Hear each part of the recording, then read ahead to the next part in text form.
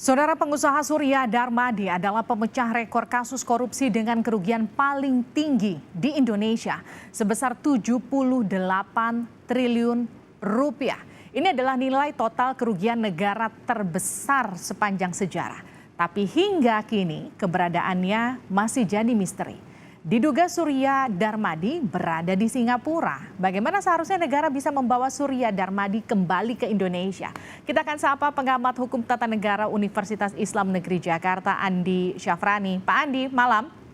Selamat malam Mbak Livia, selamat malam pemirsa. Pak Andi, kalau memang ini betul larinya ke Singapura, koreksi saya kalau salah ya. Per Januari lalu kan Indonesia Singapura ini punya perjanjian ekstradisi. Ini harusnya bisa diterapkan dan membawa pulang Surya Darmadi ke Indonesia untuk diadili ya, betul?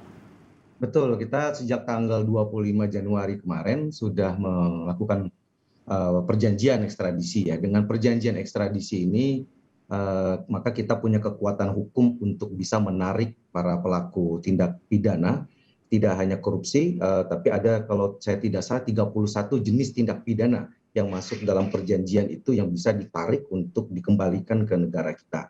Dan itu batas waktunya pun juga bersifat retroaktif, jadi tidak hanya berlaku pada saat perjanjian ini mulai ditandatangani, tapi mundur ke belakang hingga 18 tahun, yang di mana waktu ini disesuaikan dengan masa daluarsa dari sebuah tindak pidana, terutama tindak pidana korupsi gitu ya. Nah, dengan adanya perjanjian ini mestinya pemerintah kita itu bisa secara proaktif gitu untuk meminta kepada pemerintah Singapura bekerja sama untuk melaksanakan perjanjian ini untuk menarik pelaku tindak pidana yang bersembunyi di negara Singapura itu ya, termasuk di sini adalah Surya Darmadi ya kan. Jadi harus bisa dimulai dengan mengirim surat permintaan secara resmi berdasarkan perjanjian ekstradisi yang baru saja ditandatangani kemarin.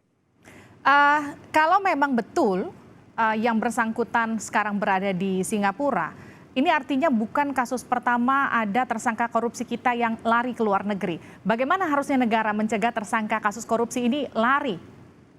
Ya, jadi pertama kan ini menyangkut kebocoran informasi. Kita tahu misalnya ada beberapa kasus ketika orang itu mau ditahan, beberapa hari sebelum ditahan misalnya ditemukan bahwa mereka sudah keburu kabur ke luar negeri. Nah, itu menunjukkan bahwa ada kebocoran informasi di dalam instansi pemerintah sendiri. Artinya harus ada upaya menutup ruang-ruang terjadinya kebocoran informasi di internal lembaga penegak hukum sendiri. Nah, yang kedua ya tentu yang menjadi pagar kita dalam proses perpindahan warga negara ini dari satu wilayah ke wilayah yang lain adalah imigrasi.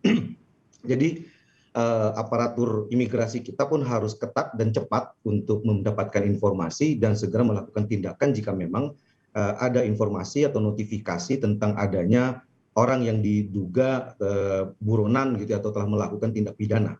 Nah, yang ketiga menurut saya ini juga perlu kerjasama yang lebih intensif antara lembaga kita secara domestik dengan lembaga-lembaga internasional dan negara-negara yang telah memiliki kerjasama dengan kita.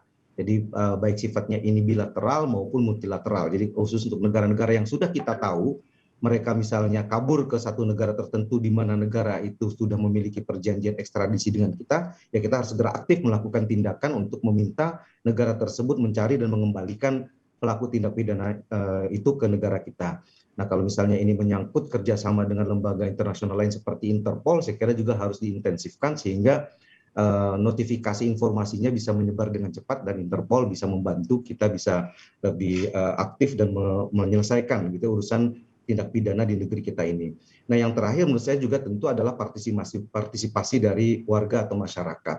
Bagi masyarakat yang mengetahui bahwa ada buronan gitu ya, yang berada di sekitar mereka juga harus diupayakan agar mereka mau membantu penegakan hukum kita ini. Nah, tentu ini membutuhkan kepercayaan yang luar biasa dari masyarakat terhadap lembaga penegakan hukum kita.